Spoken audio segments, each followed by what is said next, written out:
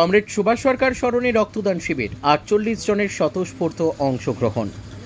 Comrade Subhash সরকারের স্মৃতির উদ্দেশ্যে প্রতি বছরের মতো এবারও স্বেচ্ছায় রক্তদান শিবিরের আয়োজন করল ভারতের গণতান্ত্রিক যুব ফেডারেশনের ডিওয়াইএফআই ধূপগুড়ি সদর লোকাল কমিটি। বৃহস্পতিবার ফালাকাটা রোডে অবস্থিত সিপিআইএমের দলীয় কার্যালয়ে এই শিবির অনুষ্ঠিত হয়। 2000 সালের 7ই আগস্ট পুরো এলাকার 1 নম্বর ওয়ার্ডের ভাওয়ালপাড়া প্রাথমিক বিদ্যালয়ে ক্লাস চলাকালীন KL জঙ্গিদের গুলিতে শহীদ হন কমরেড সুভাষ সরকার। সেই ঘটনার পর থেকেই 2001 সাল থেকে প্রতি বছর 7ই আগস্ট তার স্মরণে এই রক্তদান শিবিরের আয়োজন করে আসছে ডিওয়াইএফআই ধূপগুড়ি সদর লোকাল কমিটি। মালবাজার ব্লাড ব্যাংকের সহযোগিতায় আয়োজিত শিবিরে মোট 48 ইউনিট রক্ত সংগ্রহ হয়েছে। অংশগ্রহণকারীদের মধ্যে 9 জন যুবতীও রক্তদান করেছেন, যা উল্লেখযোগ্য। ব্যুরো রিপোর্ট, আমাদের টিভি। আজকের কর্মসূচি 2000 সালে আমাদের পার্টির কমরেড সুভাষ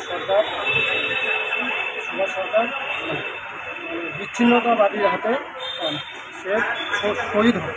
তার স্মৃতির উদ্দেশ্যে আমরা পণ করি 2000 সালে যে আমরা যেহেতু তার বিচ্ছিন্নতাবাদীরা তার শরীর থেকে রক্ত ঝরাইছে, আমরা প্রতিজ্ঞা করি যে প্রত্যেক বছর 2001 সাল থেকে এই রক্তদান শিবির শুরু হয়।